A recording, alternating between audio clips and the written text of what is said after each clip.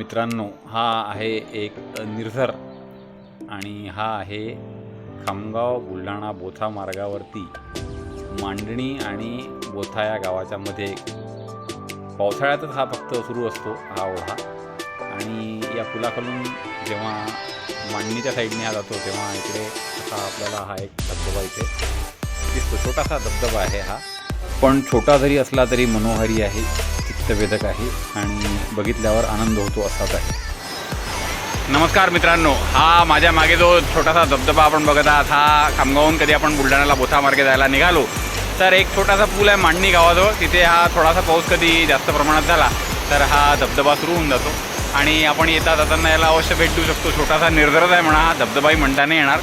धन्यवाद, thank you. Channel बघत राहा, चॅनल सबस्क्राईब करा.